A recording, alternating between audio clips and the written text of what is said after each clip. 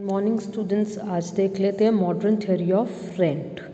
तो सबसे पहले देखते हैं ये इसके बारे में किन किन इकोनॉमिस्ट ने बात की है। पहले हमने की रिगार्डियन थ्योरी, अब हम कर रहे हैं मॉडर्न थ्योरी। तो जे.एस. मिल, जॉन्स, ब्रेटो, मार्शल, जॉन रॉबिन्सन, इन इकोनॉमिस्ट ने इसके बारे में बात की। ठीक है, तो अब देखते हैं कि इन्होंने कहा क्या हमें। पहली बात की है कि रिकार्डो ने जो थ्योरी दी वो दी कि सिर्फ जो रेंट है वो लैंड तक रहता है, लेकिन मॉडर्न इकोनॉमिस्ट ने ये कहा कि economic rent is a surplus which is not peculiar to land alone, कि ये सिर्फ लैंड पे ही नहीं लेकिन लेबर, कैपिटल, एंटरप्रेन्योर, ये सभी पे अप्लाई हो सकता है, अदर फैक्टर्स ऑफ प्रोडक्शन पे भी जो है अप्लाई हो सकता है।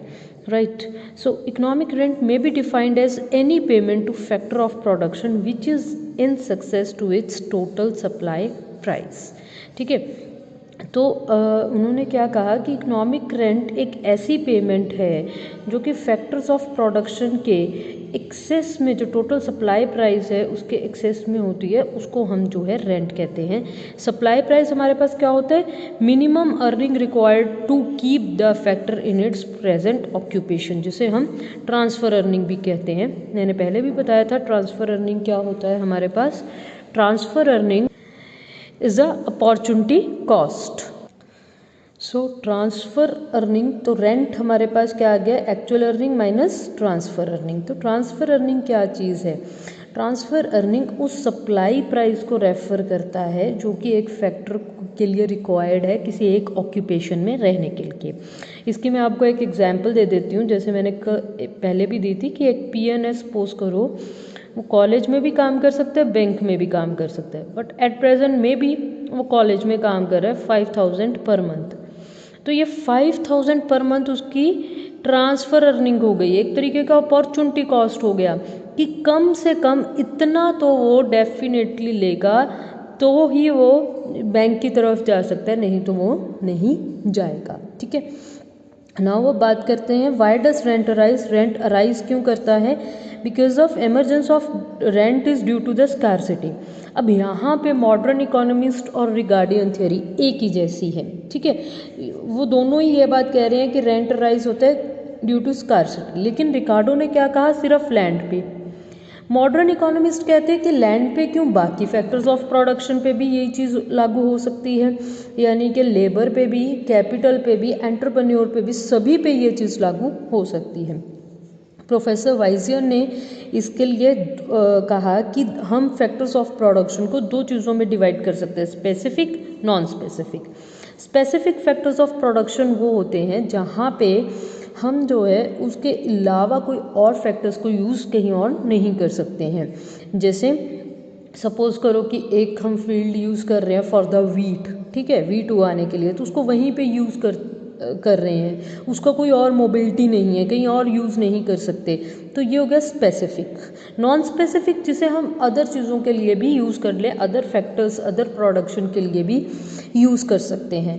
तो वाइजर कहते हैं कि जितना स्पेसिफिसिटी होगा, जितना स्पेसिफिक फैक्टर होगा, उतना ही उसका रेंट होगा, जितना नॉन स्पेसिफिक होगा उतना ही उसका रेंट कम होगा। Now look at determination of rent. Determination of rent में हमारे पास demand for land and supply for the land आ जाता है। राइट, तो demand for land, like other factors of production, demand for land is a derived demand. Derived demand क्या होती है कि लैंड की डिमांड हम इसलिए नहीं करते हैं क्योंकि लैंड हमने जो है रेडिली यूज़ करनी है। मे बी लैंड पे हमने कोई एक फैक्ट्री लगानी है, मे बी लैंड को हमने आगे वीट उगाना है, मे बी लैंड पे आगे हमने एक घर बनाना है, मतलब एक्चुअल में हमारी डिमांड किसी और चीज़ की है, लेकिन उस डिमांड को पूरा करने के लिए हम लैंड की डिमांड करते हैं। राइट, और दूसरा हमारे पास आ जाता है supply of land. Supply of land हमारे पास क्या होती है? फिक्स्ड होगी। ठीक है जी, जितनी है उतनी ही होगी, क्योंकि नेचर ने हमें जो लैंड दिया है वो फिक्स्ड दिया है। नाउ लेट्स सी कि इसको हम डायग्रामेटिकली कैसे दिखा सकते हैं।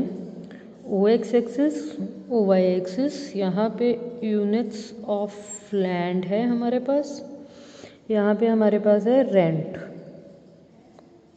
ठीक है, तो ये आ गया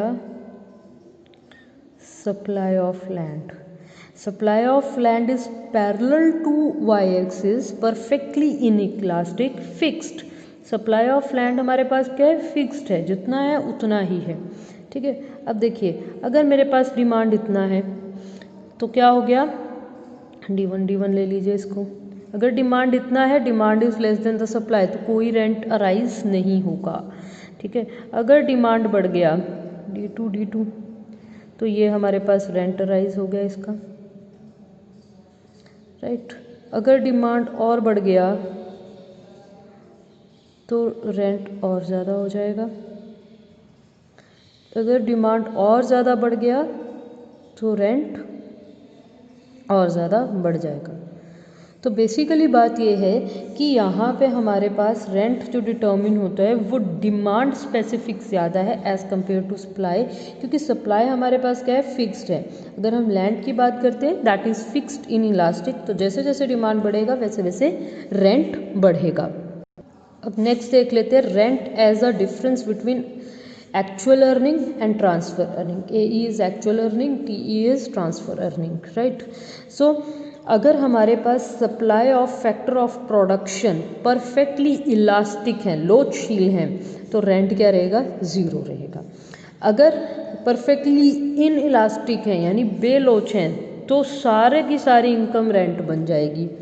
अगर लेस देन परफेक्टली इलास्टिक हैं यानी कुछ हद तक लोचशील हैं तो हमारे पास रेंट क्या रहेगा, actual earning minus transfer earning. ठीक है. इसको एक एक करके देख लेते हैं. परफेक्टली इलास्टिक जब हमारे पास पूर्णतया लोचशील है उस केस में क्या होगा, उस केस में हमारे पास ये रहा demand for labour, supply of labour, actual earning, transfer earning and rent.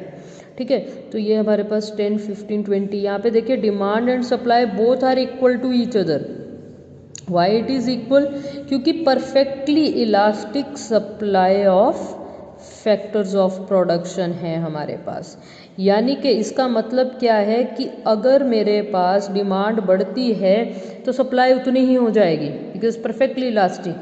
कम है तो कम हो जाएगी, ज़्यादा है तो ज़्यादा हो जाएगी. इस केस में एक्चुअल अर्निंग और ट्रांसफ़र अर्निंग एक जितना रहेगा और रेंट क्या रहेगा, ज़ीरो रहेगा. ठीक है. तो इस केस में हम देखते हैं यहाँ पे मैंने OX एक्सिस पे यूनिट्स ऑफ कैपिटल लिया है, OY एक्सिस पे रेट ऑफ इंटरेस्ट लिया है. ठीक है. तो ये रही supply perfectly elastic which is perfectly elastic. Right. तो ये रहा डिमांड, ये रहा D1. ठीक है. अब इस केस में देखिए no rent arise. Why is it so, क्योंकि डिमांड बढ़ा, सप्लाई उतना ही बढ़ गया हमारे पास. तो अब यहाँ पे कोई भी रेंट जो है अराइज नहीं होगा क्योंकि supply of factor of production perfectly elastic है. दूसरा हमारे पास क्या होएगा, परफेक्टली इन इलास्टिक, बेलोच है. अब इस केस में सारा actual earning will become rent, तो ट्रांसफ़र अर्निंग क्या होएगा, ज़ीरो. ठीक है. तो इस केस में देखिए यहाँ पे पैरेलल टू एक्स एक्सिस बनाया था, अब हम बनाएंगे parallel to y axis. This is SS parallel to y axis. तो यह units of land and rent लिया है. तो अगर डिमांड मेरे पास इतना है तो दैट इज़ माय रेंट. अगर डिमांड बढ़ गया तो रेंट भी हमारे पास बढ़ जाएगा.